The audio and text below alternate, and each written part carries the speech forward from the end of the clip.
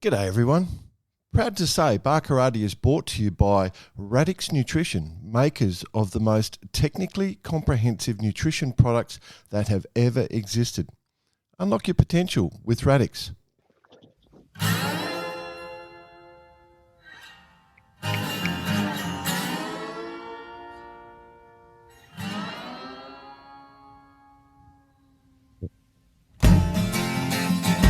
G'day listeners.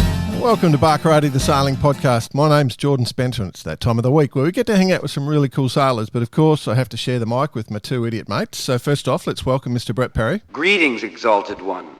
You're not in the mobile G'day, studio. World. G'day, world. No, I'm out of my mobile studio, but I can tell you I went for a sail yesterday, boys, on one of my favourite boats, of course, the MC38. Yeah. Had an absolute ball, 25 knots, the Royal best Prince time. Alfred Yacht Club. Pretty long windward lewards, end of the winter season. I'm just drawing this picture for you because I want you to understand how much I love this boat and how much fun it was. So I'm sailing downwind, gust of the day. I've got young Dolly DeVola on the helm, Oh, nice. water legend. Got a shout out to him. Crew's all excited. We're pretty well bow underwater. Boat is just going down, submarine. Yep. But I'm holding him in a good spot. I've got him in a nice spot. We're looking good. It's coming up every now and again for a bit of air. Next thing you know, I'm saying, hold it there. That's a good angle. We're turning hard right. Okay. We have turned hard right, and the boat is on its side. I turn around and I see Dolly down to leeward, leg over tit, and he's holding the tiller extension in the arm, and the tiller is completely separated. Oh, So he's gone to bear away on this little gust of the day, and the tiller is separated from the tiller extension. wow. And yeah, very, very much fun. The joys of MC38s. All right, let's bring in the other bloke, He had a voice that could make a wolverine purr. Mr. Nick Boss. Yeah, you've moved from the mobile studio to the laundry, it looks like, BP. Yeah, I've tried to set it up here, and trying to keep the family happy. You know, they've put up with 5 years of Barkarati episodes. Got to give them some grace. What, they didn't like you for the other year? Yeah, that's it.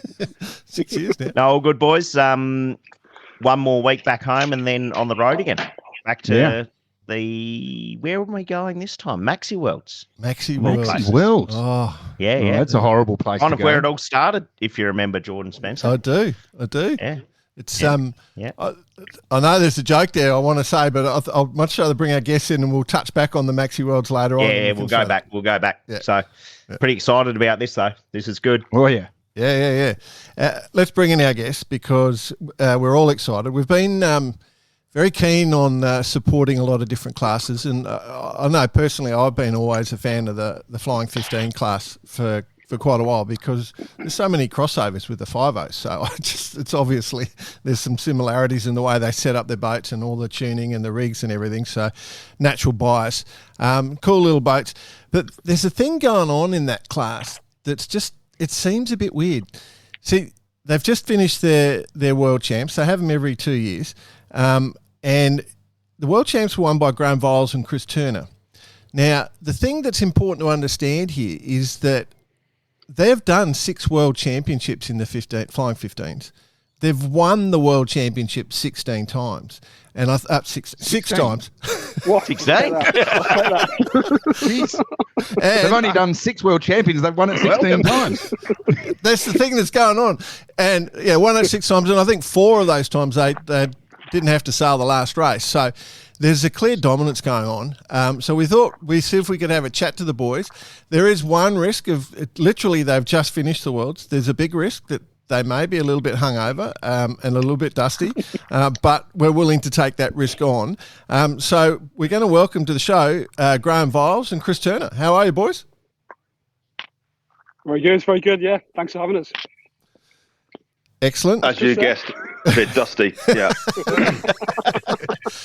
Okay, I'll start with the first question, and it's to both of you, blokes. Did your parents not teach you about sharing? It's just owning this world champs. Like, what is going on? How good are you two? Greedy. I think when we set off to do this, we it was a kind of one year campaign to do the worlds and finish top 5 and sell a boat and quit. And then when you go and win it, you can't really not defend it. And it's Yeah, kind of exactly. You got to keep self-fulfilling. coming back. Keep coming back. It's like oh damn it, we won again. That means we've got to go next year. no. Yeah. So it has sort of it's kept going and going and going. Oh, bloody awesome, eh? No, it's great. Really good. Yeah. Chris, how did you two start sailing together? Let me guess, over a beer?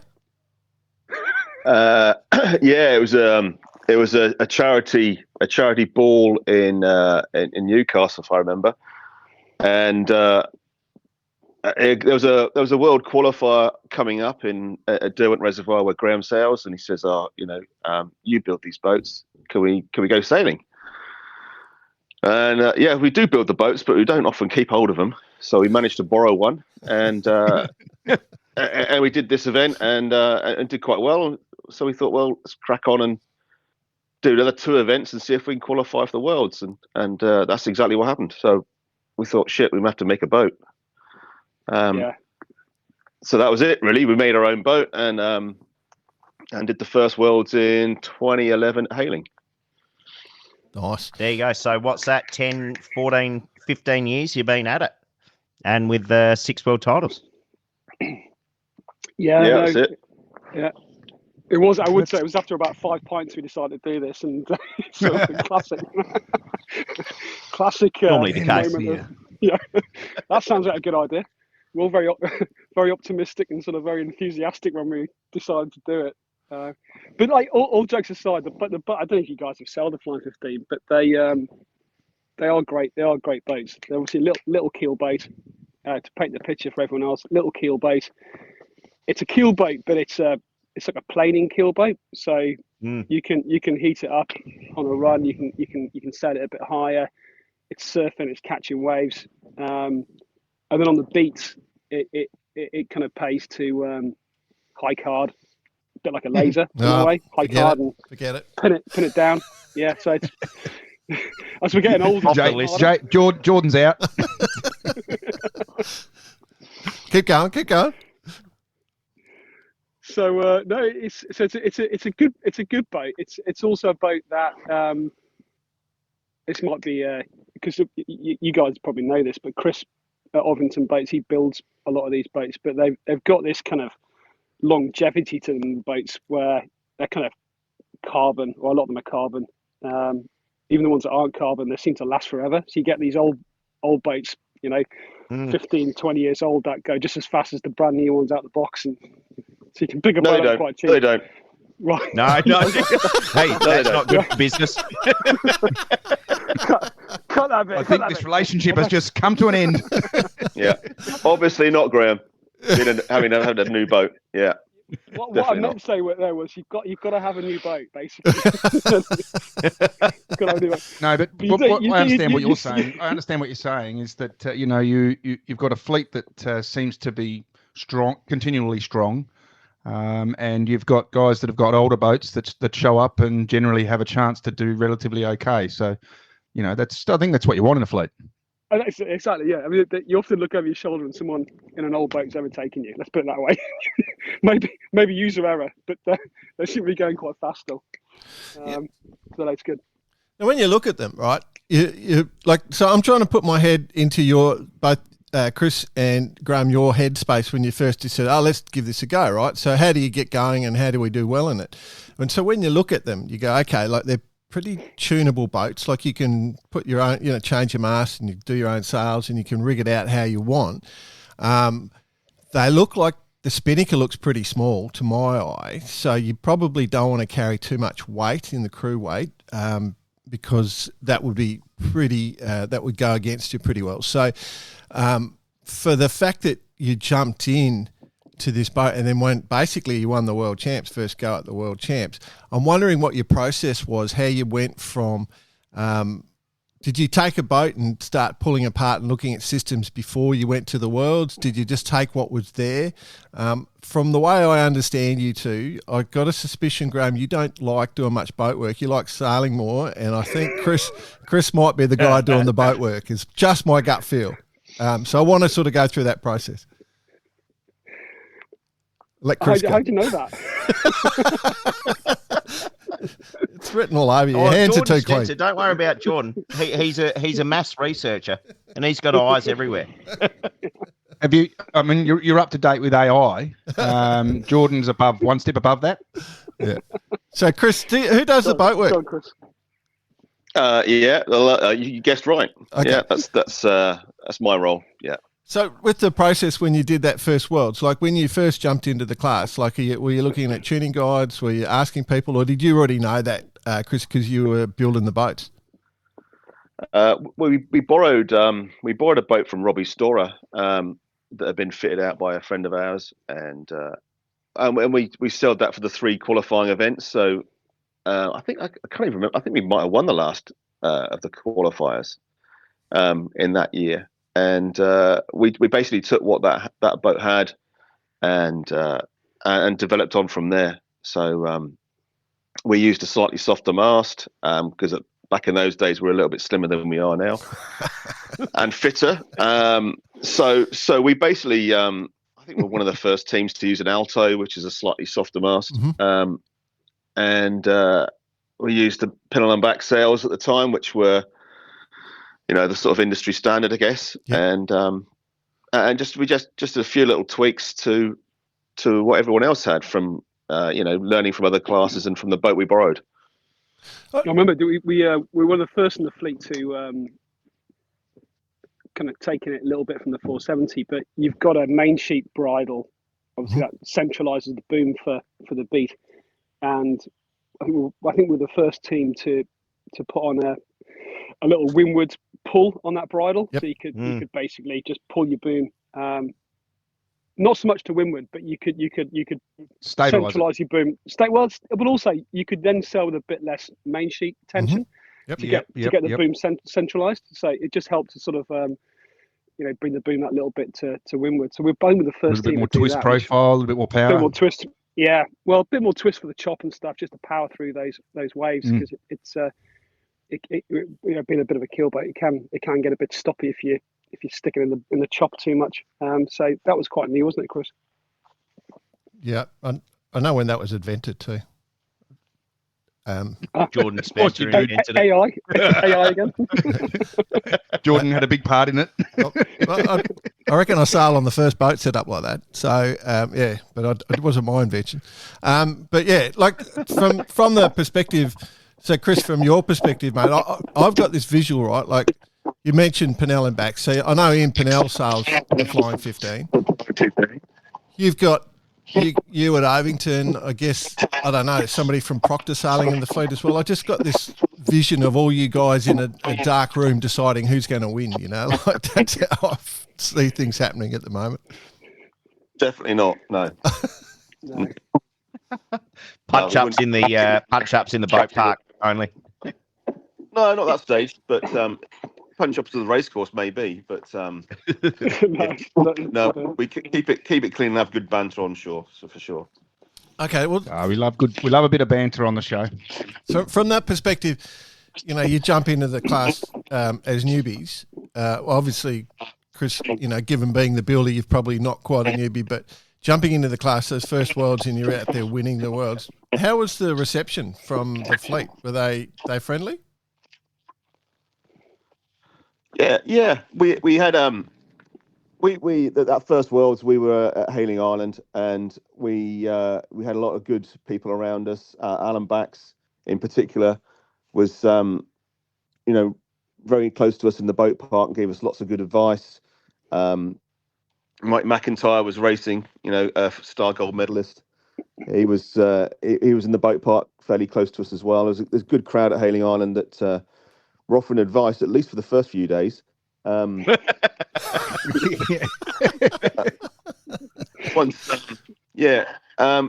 was also a big Worlds. I mean, there's 150 odd boats at that one, and the class did split fleets.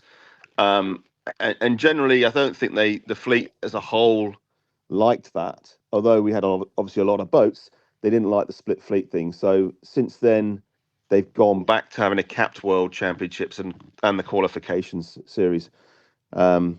I'm in two minds about it. Obviously, going to Garda next week with 200 odd OKs, shit, that's going to be massive. I do quite like the smaller, all the boats on one start line as well. But it's the sport, isn't it? So it's good to have bums on seats and good for us as a business to sell as many boats as we can. So I'm in two minds about that. But we certainly had plenty of people around us giving us good advice, as I say, at least for the first few days of the week. Once it got serious, I think the damage had already been done. So it's good fun. Nice. And how many boats do you get in the capped fleet? I think it had 82, I think it was, or 84. Yeah. Oh yeah. Still pretty impressive, isn't it? Yeah, it is. Yeah, and you could easily get 100 plus easily. I think the qualifiers as well. People in the UK, some of the qualifiers are sort of dotted around the country in little ponds and little lakes here and there, and some of the sailors don't like doing them. We've had the luxury of having done sort of 6 rows, not having to do many qualifiers, so we've literally just turn up in the boat. Yeah. So we've got this technique. This is probably like not going to be recommended to any young sailors out there, but we basically don't sail between events.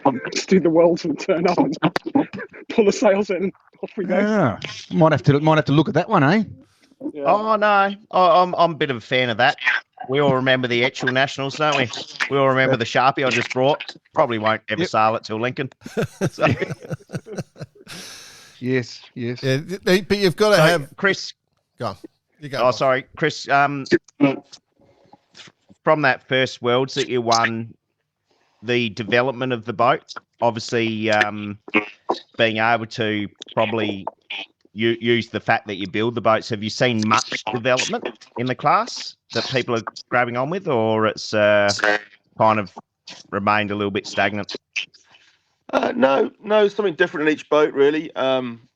We've had 4 boats now. We generally keep them for a couple of cycles, partly because I tend to fit them out at my own time, sort of outside of work hours, and it just takes forever. Bit stupid of myself, but I need to have a sort of clear brain when I'm looking at it. But the first boat we sold fairly soon. That's now in Brisbane, and from there, just small fit out details. The hull shape hasn't changed at all. The deck hasn't really changed very much. The Australians, certainly from the Fremantle area, were keen to increase the structure in the boat and make it stiffer. They were complaining about short chops. They wanted a bit more carbon in it. We put an extra bulkhead in the bow areas. From there, we've made carbon bulkheads as standard now. But the layout, you can have what you like, and people do have what they like. A lot of people have twin poles and bags, and we're sort of old school with a single pole and a chute. So there's a mix of fit outs out there, and that's it makes it fun. People can fit their boat out themselves, and quite a few people do that. The other thing that sort of the class gives is, it teaches you a lot of skills. So if there's a youngster listening in, because you can set your spreaders and your angles and change everything, and you can rig out your boat, you have to think about every piece, and then you learn about every element of the rig and the hydrodynamics, and there's everything to learn in sailing classes like that, is what I reckon. Yeah, there is. I mean, it's a bit. It's sort of more like your traditional class, like your 470, or you mentioned your 50. Mass rake's important. Spreader angles are important. Rig tension is important. Whereas you look at some of the, I mean, obviously sailing is multifaceted, but look at some of the other classes like the 49 or the 29er, International 14, where it's sort of just low drag, sail it fast, don't tack too much type class. It's the opposite of that, and I think the sport's got a place for both different types of sailing. Sure. Like for me, I've done quite a bit of actual sailing recently, and 470s back in the day. I really like that tactical stuff, where you do take a sort of 5-degree shift, and you're looking for that, you're looking for the sort of the snakes and ladders on the race course and trying to work your way up it, as opposed to just who can sail the fastest in a straight line and blast out to a corner. So, but also the tweakiness of the boat gives you either you're on or you're off, and you've got to try and manage that as well. Yeah, it does. Yeah, I mean, it is like so much of it comes down to just feel and main sheet and I suppose jib cast and jib tension, and we sort of set the mast up, we set the rig tension right, we set the obviously the mast rake right. We've got at the deck level, we've got like a mast puller and pusher, so you can control the pre-bend at deck level. That's pretty standard, to be honest. But that's quite important. But then ultimately, kind of like most of it comes down to just feel and feeling the boat. And are we going quick enough? Are we going that kind of combination between you want to take height all the time with the beats, but you don't want to stop the boat. You've got to keep it moving. And I think the 15's quite a quirky class, because the keel was designed in like 1940 by Upper Fox, and it's not the most attractive looking keel. It's sort of, it sort of slopes backwards towards the transom, and doesn't look extremely grippy compared to an X or anything like that. No. So you're on a bit of a knife edge between stalling the keel and taking height. And if you just sail fast all the time, like just put the bow down, you wouldn't lose grip anytime. It'd be okay, but you wouldn't get to win the marks. You've got to try and find that balance between pointing high and not losing flow over the foil, which is tricky. Yeah. Sure. And from a build point of view, Chris, what's the tolerances? Is there enough room to move to play with a few of those elements, or you've kind of found that balance from a drawing point of view as well? There's a bit of scope. I mean, the hull shape, as I say, we haven't changed the hull shape for years. It ain't broke, so don't fix it, sort of thing. Yeah. The layout and the laminate we can change. There's obviously scope on the hull. There are a few other builders in the fleet that do change. There's one particular guy who's a barrister in the fleet who likes to do things his own way, and he changes things quite a lot. Is that a nice way to speak about this guy, or? He's a good guy. He's a nice guy. Yeah. He's a nice guy. Yeah. And he probably knows who he is right now as well. Everyone, we've got to make sure everyone knows who he is now. I'm not sure. Yeah, exactly. I'm not going to incriminate myself any further, but yeah, he likes to play with things, and it's quite good. Graham has good fun, sort of winding him up and saying, "No, I don't like the look of your jib, mate." And no, he doesn't know about that, Chris. Well, this is probably time to make a revelation. So this was back in sorry, Charles, by the way, because I don't know if you listen to this or not, but here you go. So back in 2011 or so, I heard a conversation sort of, I think it might have been in the changing rooms, and he was talking to somebody else about this new design jib he's got and how he's got this new jib, and he's basically expressing a few concerns quietly that he thought it was a bit flat. It wasn't quite, full enough in the head. And I overheard this and just sort of pocketed it and just kept it under my hat. Caught him in the bar about an hour later and said, "Was that a new jib, Charles?" And he's like, "Yeah, it was. What do you think?" I said, "Look really flat in the head, Charles." His face just dropped and he didn't use it again. Oh! So, Charles, that was... We love this. That's Barkarati. We encourage the banter, and that sort of behaviour is good fun, because that's what makes sailing good. So much appreciated. It's a good story. Love it. One of the things I like about the difference between you, Graham, and Chris, as an outsider looking in, like Graham, clearly, when I look at the boats you've started, like you started in the Opties, 420s, 470s, went through that full Olympic cycle, try the 49ers, the Tornado, into the Moths, right?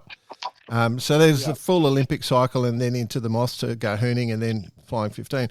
Whereas Chris, If I've got results from Chris from sailing OK dinghies, from sailing Scorpions, Albacores, 505s, Fireballs, Musto skiffs, Solos, Phantoms, and B14s. That tells me he just takes everything that they're building out for a yacht. That's what I interpret. Like, there's just so many boats there. I don't even know what half those things are. Yeah, you pretty much hit a nail on the head. Yeah, I sailed lasers. I did the sort of the RYA pathway here as well, and started out in toppers, and then did a bit of 420s before I put too much lard on, and then got into what was then, of course, a laser. Back then, in those days, laser wasn't Olympic class, so that's how old I am. And the R-way pathway was good to a point. You get to 19, it's like, oh fuck, what am I going to do now? I've done world championships. I've done all the stuff I could have done in the laser, and there's nothing left. It was either Finn or Europe, or and that just wasn't going to happen. So I started making boats, and one of the first boats we started building, I was building cadets and Scorpions, and good local fleet, and we started racing that. And those boats were plywood built, nice sycamore gunnels, mahogany decks, and thwarts and what have you. And so started selling those, and then just ever since then, basically made the boat and went sailing. So all those different classes that Ovington build, as a rule of thumb, we try not to take anything on that I wouldn't want to sell myself. Okay. Obviously, the Oppie's a bit small now, but Graham's got his brother for his kids, so that's all good. But a lot of the boats that we build, I'd like to go racing in. The Phantom we've raced. B14 we don't build anymore, but 505 still a great boat, and hopefully maybe next year Worlds are at Hailing, so we'll wait and see what happens there. Yep. Hey, Chris, I got one for you.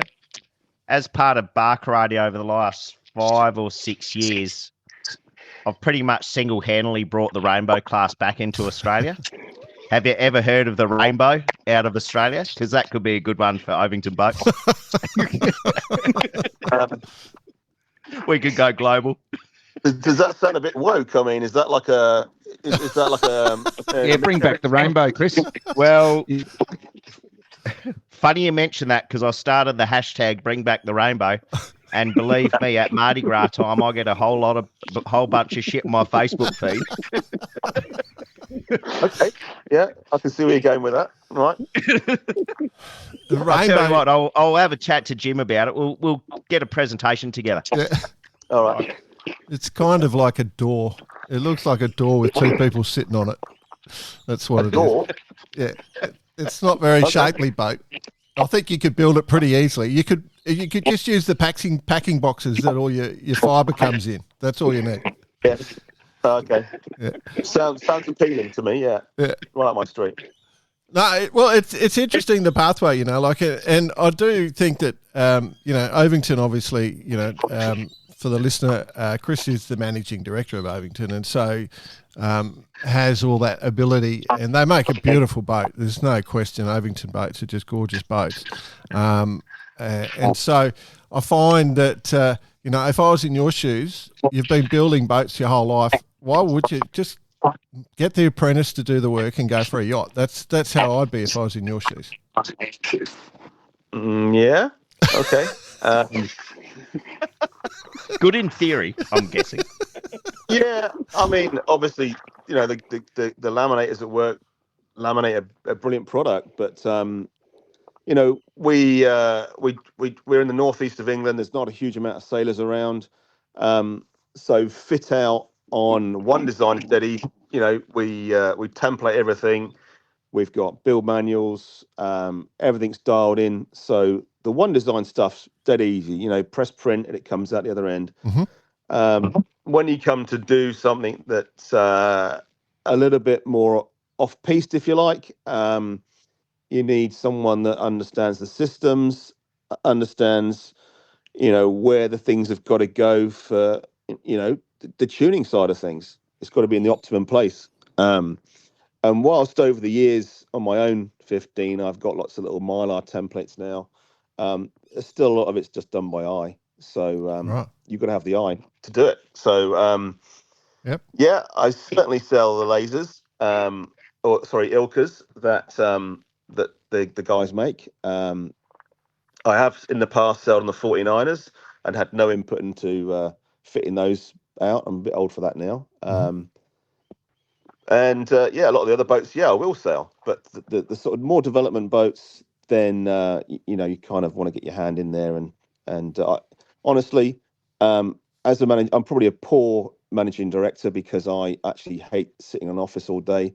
I'd much rather be on the factory floor, getting me stuck in and getting my hands dirty. And that's generally what I do. I've got a good team of people in the office that can do all the paperwork and the boring shit, and I can just get on with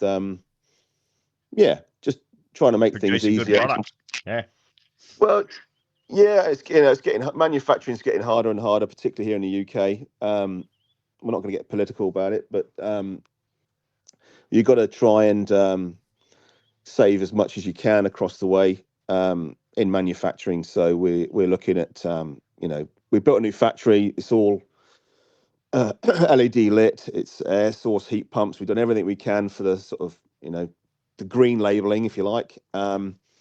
And now we're just looking at what ways we can reduce our wastage. So we've got a new CNC arriving next month. Just trying to make things as economic as we can and try and make a bit of money out of boat building, which is my old boss used to say, make a small fortune in boat building, start with a large one. Yep. Exactly. Yep. So it can relate to that. It sounds exactly like if you were looking for if you're trying to get into the Flying 15, you should get a new one because they're even better than what they used to be. Absolutely. I think I've made that point very clear so far on this call. I do wonder though, because I'll stick you there a little bit longer there, Chris. Just want to pick on you for a sec. With the because next week you're going off to do the OK Worlds, right? Now, with a name like that, like okay, so was it was a Danish guy designed that, wasn't it? Knut Olsen or something was the designer of that. Like, when you got a boat that's just the designer only goes, oh well, it's okay. When you build a boat, are you only going? Is that the standard for the build? Like, do you go, we'll just build them okay? It's just a funny name. That's all. I never thought of it like that. I mean, it could have been called the Pretty Good. Go off to the Pretty Goods. That'll do. The average. The average. The Barker okay. Don't think of it like that. Yeah. Yeah, it's a great class. I mean, we got a shed load of boats turning up there now. So, and from all, we got some, as we were talking earlier, some great venues, bucket list venues for a lot of the events. So we get good turnouts. Yeah. So, the Worlds in Brisbane, weren't they, a couple of years ago, Chris? That's right. Brisbane was last year, I think. Okay. Yep. Yeah, Brisbane last year, I think. Yeah. Yeah. Good fun. But from the perspective for you, Graham, obviously you sort of you've gone and taken on a grown-up job, and you've stuck to that. Is it a complementary job for you, the sport? Do you reckon? I've been a lawyer. Partner in a law firm. I don't know about that. Yeah. Make you safe. Protest room. You feel a bit of confidence. Should do. Yeah. The quick wittiness banter all you lawyers have. That's right. Yeah, I mean, I sort of I started off as a kid and just wanted to go sailing, and then realised at about 18, 19, unless you're Ben Ainsley, there's not a lot of money in the sport really to sustain a life. I think that's probably a bit unfair. I think on the pro circuit, there's quite a lot of people, doing okay, but it's not like golf, is it, or football where there's oodles of cash. So I managed to sort of keep my education going a bit while I was off sailing, I was quite lucky actually. The university I was at in the UK, they said to me, which is really nice actually, just keep sailing from what they say. If you sail from January to September full time, come back in September and do studies from September to January. So I sort of like split my year into half study, half sailing, which is perfect. Yeah. And then sort of got a real job. Yeah. Yeah. Does your employer make it easy for you, or like are they understanding? Do they understand what you're doing, or they think, what's he off to now again?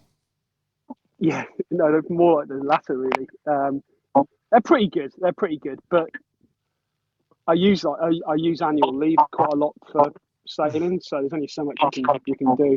Yep. So we do, yeah. Well, it suits you guys okay because you don't train.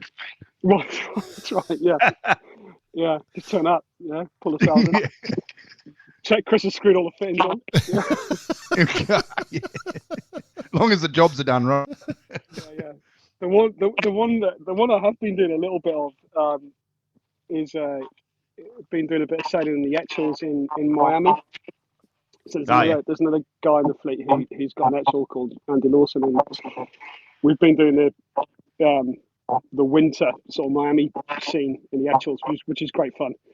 But I realised I could sort of basically, this isn't great for green credentials in terms of mileage in a plane, but we'd set up on a Thursday and log on to the Wi-Fi on the aeroplane, and I'd ping a few emails back and forth to make it look like I'm working hard from 32,000 feet in the air. So that's the Thursday done, work done. Yep. Friday, get up in the morning, emails, and then go sailing. Sail race Saturday, Sunday, then get the overnight Sunday flight back to London. Back in work Monday morning. So it's kind of a pretty, intense but enjoyable experience. Yeah. You just don't want to fuck up what you're putting on. Yeah. You just walk in with your life vest on instead of the tie. Yeah. Yeah. Well, I had sunscreen and a hat. Oops, wrong place. So I had when we were in the Worlds, the 15 Worlds just last week, the pre-event I was working, so it wasn't great for the pre-event. But I remember on the Friday morning I had a court hearing, but it was done by video conference like this. So just had in the boatyard. Well, not quite in the boatyard, but in my motorhome in the boat park. Put a shirt and tie on and a jacket and shorts from the waist down, and just got the green screen up in the back. Got the got all the books. The office. The library, Encyclopedia Britannica. Yes, Judge. Very good point, Judge. Yes. It's not a. Someone walks past the window in the background. Hey, we're using the number 1 or 2 today, mate. Yeah. For tax purposes, it is referred to as mobile chambers. That's right. Yeah. Flexible working, it's called in the UK. Flexible working. Agile working, is what we call it. Yeah. Yeah, that's good. I love it. All right. So just for these Worlds, you guys had a pretty convincing win. Didn't have to sail the last race. What was it like? What was the? Did it go to plan? Did you have a strategy? How did it play out? Well, we thought, didn't we, Chris? So we came ashore on the 4th day. So it's a 5-day event. 4th day came ashore, and there's I think 2 races left to race in theory. And the guy, the UK guy, Mark Jardine, who was covering the event and done all the press stuff, he met us with a congratulatory handshake on the shore and said, "Oh, well done, boys! You've won it with a day to spare, 2 races to spare. You wrapped it up. It's in the bag." So we didn't check the results at this point. Put the sails down, headed to the bar. I think someone bought me a couple of shots and a couple of pints. And then somebody else, I think it was you, Chris, or somebody else came up and said, "You haven't actually won yet." Jardine, he set you up. I got a bit of a theory. I think the guy that came up to you and said that was your mate with the flat jib. Yeah, Charles. Yeah, exactly. Good on you, Charles. Charles paid Jardine. Mark Jardine. Yeah. Yeah. So Karma. Yeah, absolutely. Yeah. So in theory, if there was only one race on the last day, we'd won it already. But if there was 2 races and it's Andy and Richard in second place, if they got 2 first and we had 2 disasters, in theory they could have pipped us by a point. So we had to go out on the last day, and not like you remember the sort of the Ainsley shite in Sydney where Ben sort of settled them down. It wasn't quite as dramatic as that, but we just had to sort of get off the line in good shape, see where they were, and dump a couple of tacks on them and slow them down slightly, stop them winning the race, and then off we went. Yeah, they had to win both the last races, is my memory of it. So it was as simple as that. It's sort of do you get as excited winning for the 6th time as you do for the first time? I'm not sure, Chris, you'd get that excited any time, do you? No, got to keep the heart rate low. No, not really. Can't afford too many extra heartbeats. Exactly. Yeah. Just another World Championships, eh? Oh, it's amazing, though. Yeah, No, I think, it was quite a bit of pressure going in because everyone expects it now, which is ridiculous, isn't it, in the sailing, and ridiculous when you've got such a competitive fleet you're racing against. There's no givens. So it's kind of like there's a bit of pressure there. But I guess like we talked about it, didn't we, Chris? I guess just go back to the basics of just doing the basics right. Come off the start line well. We're fast enough. We've always been fast enough. Yeah, off the start line well. Let the race develop, and then just sort of not get too extreme. We in the pre-event we were a little bit at times a bit too extreme, trying to make things happen. A bit too much on one side of the course, and it's not covering the fleet quite as well as we could have been. So we're back to basics, and obviously paid dividends. Yeah, it's cool. Absolutely. So, where are the next Worlds? Hong Kong. Hong Kong in 2028. So it's a little while away, but it's in February 2028.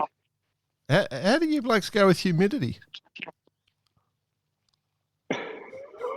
All right. We'll find out. Well, humidity plus heat. Yeah. Plus shifts. Well, I think in February it's not too bad in Hong Kong. It's like their spring, I think, isn't it? So it'll be You've been there in February? Well, it's on the equator. It doesn't really matter, You could be. It's always hot. No. Well, they reckon a little bit cooler. They reckon 18 to 20 degrees as opposed to high 20s. And, so it should be. Yeah. They did a good job of selling the event. I mean, we did our Worlds there in 2013, and it's probably the best event I've ever done. It was absolutely fantastic. Oh wow! It's. I mean, since then, I think again, not getting too political, but this podcast could get shut down. But there's been a bit more, obviously, move towards Chinese government rule, hasn't there? So we'll see how it all plays out this time. But it's a really good venue. And they put on a great event. So it should be good to do. Excuse my ignorance. Where is the venue? Is it Royal Hong Kong or? It's sold out of Royal Hong Kong, but we sell. The event sells from Middle Island, which is I don't know if you know it well, but just sort of south of the normal sort of Hong Kong harbour that you think of. They've got like a little satellite club that's I don't know 20 minutes from Hong Kong harbour. Right. It's beautiful down there. It's really nice. Good sailing. At least if it's going to be there, then Boyce, they won't have to stay in the old city in Kowloon like you and I did that time. Far out. Yeah. No, we've had experiences. So I think the guy cooked our dinner in a wheelbarrow. It was bizarre. Like it was really different. Don't do what we did. Yeah, it was nice though. It was good. Yeah, in the old city. Yeah. They still had Heineken taste. They still had Heineken though. All good. Yeah, that's right.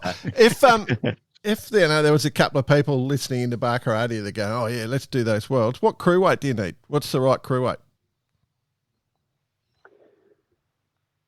Right. So Chris has alluded to this already. We've got a little bit heavier year on year. Stiffer mass. You've gone to a cumulus. Stiffer mass now. Not quite cumulus. Gone to the epsilon, which is sort of halfway there. Oh, yeah. Might be on the cumulus by next Hong Kong Worlds. I made the mistake of basically getting a bit fatter for the actuals. we did the actual Worlds in Fremantle, and then had to get up to weight for that, and the weight hasn't come off, unfortunately. It's just stuck there. It's like a ratchet effect. It's gone. It can't come back. I reckon. So what are we, Chris? I'm about 80, and you're about 93 kilos, aren't you? Something like that. That's what you told me. Yeah, absolutely. Be honest now. 95. 98. Yeah, somewhere around there. In the middle. Yep, sounds good. Let's call it 95. So somewhere around there. You don't want to be too light, but equally, there is a sort of like sweet spot. If you as you said before, if you're too fat and you don't go quite as fast downwind, you're pretty fast upwind, but you don't get fast downwind. So it's just finding that sweet spot. Standard. Cool. Yeah. All right. Well, boys, you guys are impressive. Like a pairing, you're doing amazing things with your careers, and then you're sailing the shit out of your boats, and there's nothing more you could ask for. I'm expecting that you'd be really boring in a bar and can't drink. That's the only. You've got to have a weakness, but we're willing to catch up with you blokes in real life. We're willing and to test that theory. My weakness is alcohol, unfortunately.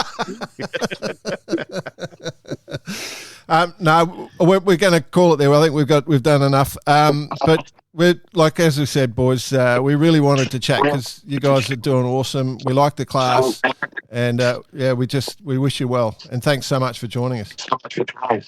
No worries. No problem. Thanks, guys. Take care. Yeah, Thanks, awesome, guys. lads. Well done. Awesome.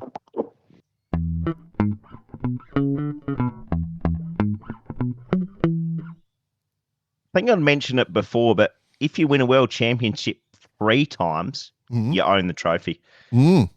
6 times, it's not enough trophies for them. No, Bloody good. I'd love to I'd love to go up against them and just see what they're doing. I'd love to. Well, at my age, I guess I probably should sit behind them in a powerboat and watch. But The other fact though that we sort of touched on, but didn't take into too much consideration is that it's by every 2 years. Yeah, That's impressive. a huge amount And of time. COVID's been in there, and but every time they sail the worlds, they've won it. Every time, amazing. What a performance! Wild. You know why? I know, huge. You know why? Why is that, Jordan? They were onto Why Radix is that, Nutrition Jordan? before everybody else, and they were filling their body with their, they were using the protein smoothies, making healthy eating effortless and enjoyable, and let them just concentrate on their racing. And you can do the same too. By the sounds of it, Chris and they like a bit of recovery in the mornings. Exactly. But if you go to Radix Nutrition, use Barker Addies, your discount code, you can win 6 world championships back to back, just like those two. That was neat. Did you like that one? Yeah. Beautiful. So Radix is the answer to win 6 world championships back to back. Events, Clipper Round the World race kicks off next week. Yes, this one snuck up on us, didn't it? Yeah, it did. Yeah. You're onto it, BP.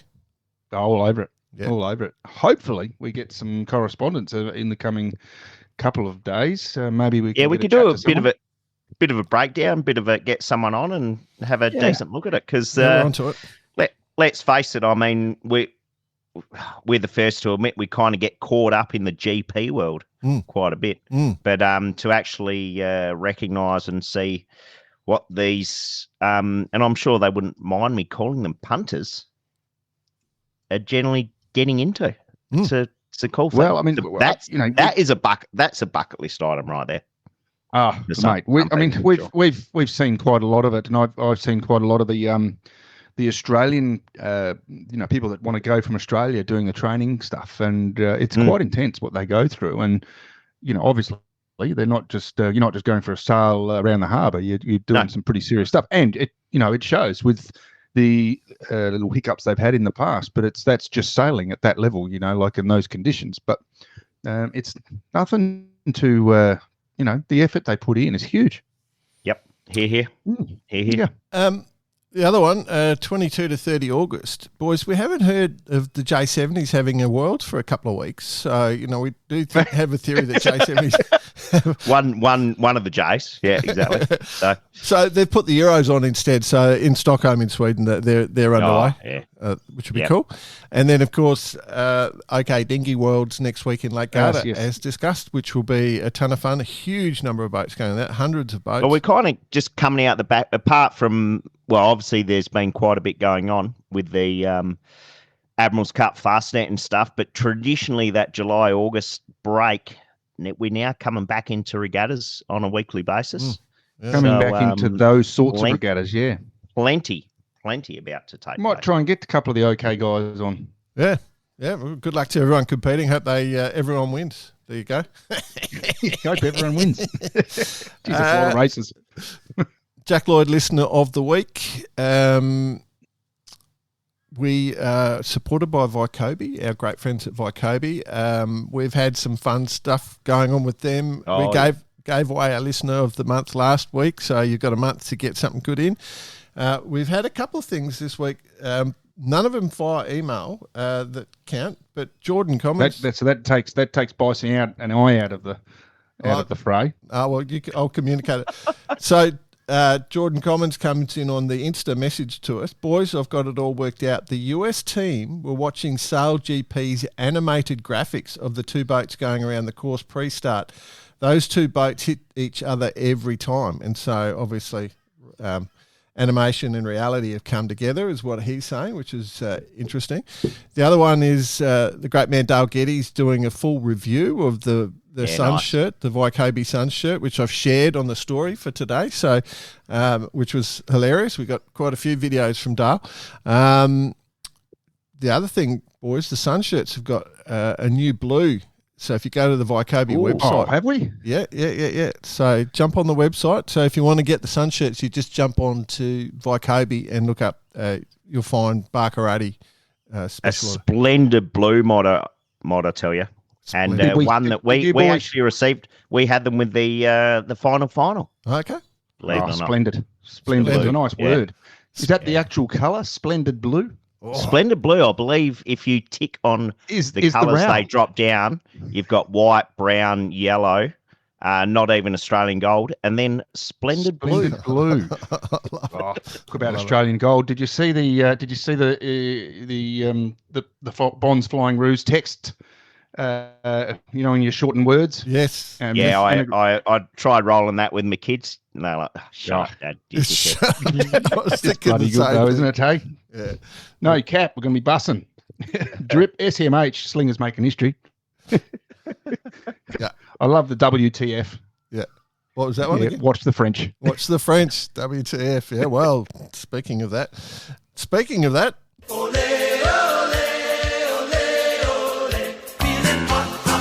It's hot time with Bice. Oh, and it is me. That's me. You were just listening to the music and forgot it was about you. I was at the footy club the other night. Yes, you told us.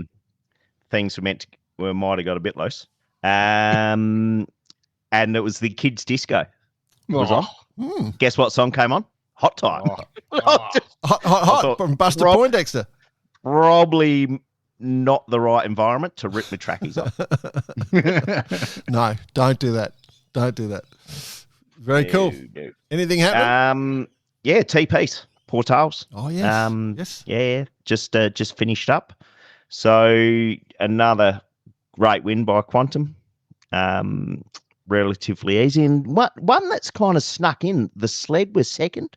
Mm. So they've kind of been chipping away quite nicely throughout the year. Mm. Yeah, just chipping away nicely. And then Alpha Plus, first time on the podium for a regatta ever. Yeah. So they've clearly sailed their skins off. Got Nick Egnott Jones on the wood. Who'd I see there? Ado, Soapy, plus kind of the team that's been there for quite some time. Ado, Soapy, including all the nicknames on your Levi. It's pretty clear we don't know Egnott Jones too well because there's a name or two there. Oh, Eggy, yeah, yep, Eggy, exactly, yeah. Jonesy would be a bit boring, wouldn't it? No, you don't want to call him Jonesy. That was Eggy was coined, I believe, not by the great Jeff Betcher, but definitely mentioned more than once when when Eggy was on the SMB. So well done. Not Jones. So what's that mean for the TPs? One regatta left in Sardinia at the end of September. Yeah. So that's going to be pretty cool. Porto Cervo, yeah. What else did we? Oh, Ocean Race just finished in Cartagena, as they call it. So that was crazy. I touched base with old mate Coxie to see, because they were coming through Gibraltar during the week, of course. Yeah. And we thought the Union could have been out.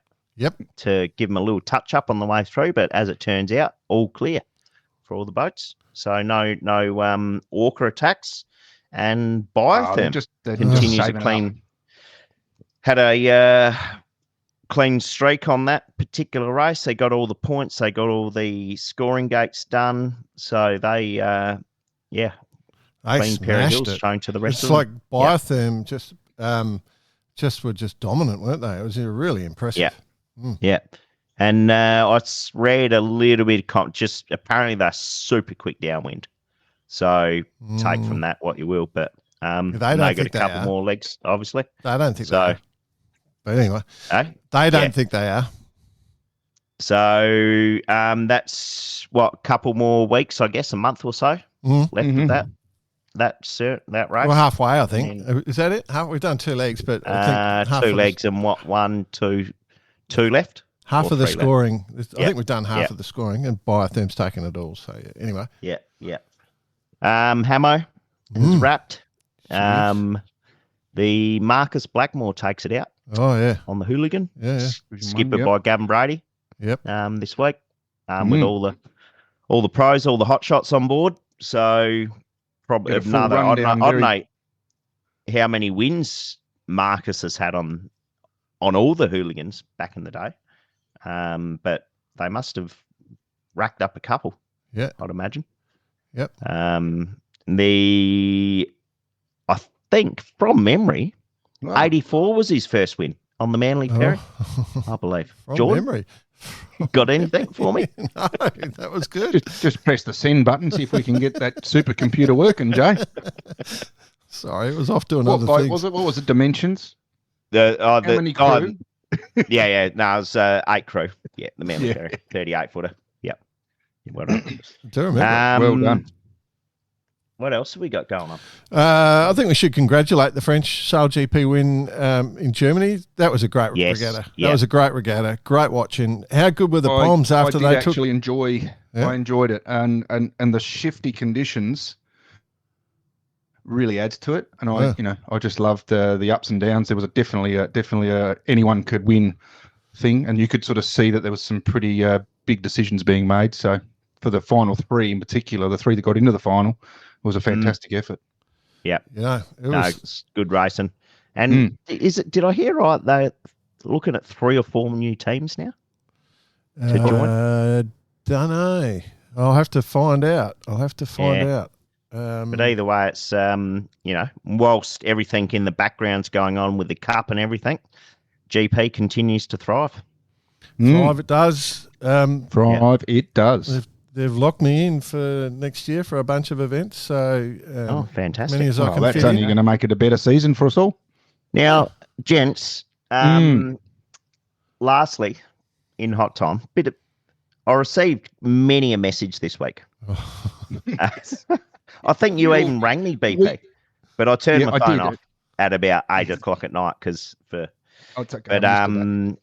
basically, we all saw the. Yes, we did. The Wally rocket took a little tumble in the yard in Italy, broke its mast in 3, a Southern Spars mast, mind you.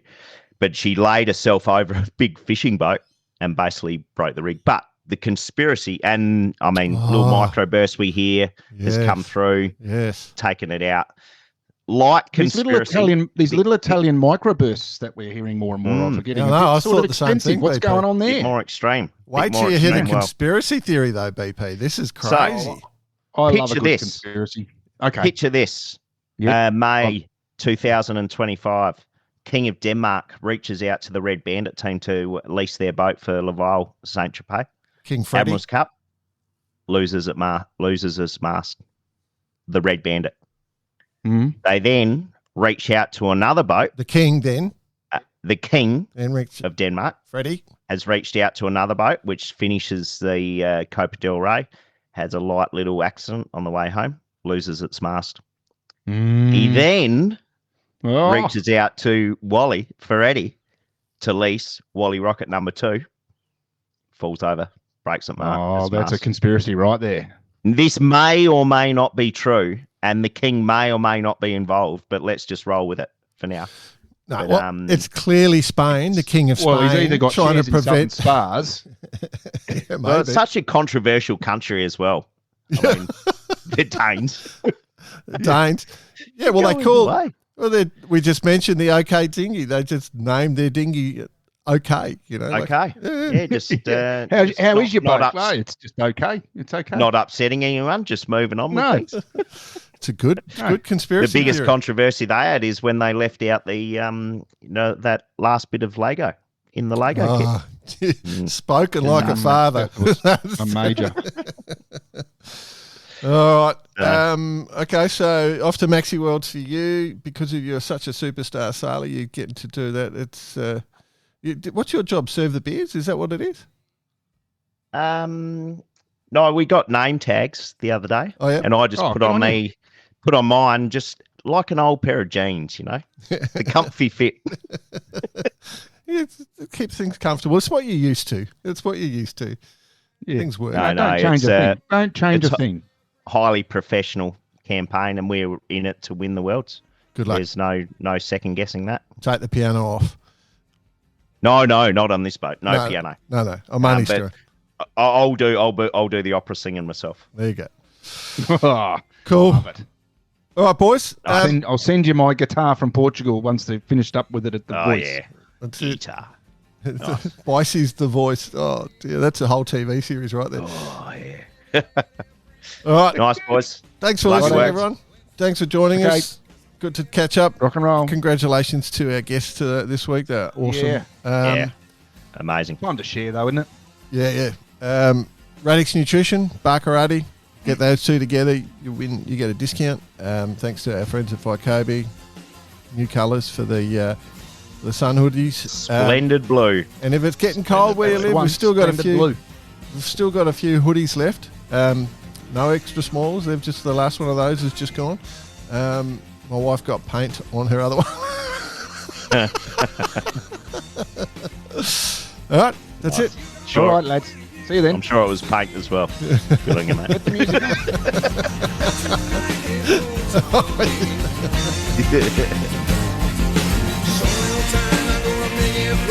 All right. Bloody wunderbar.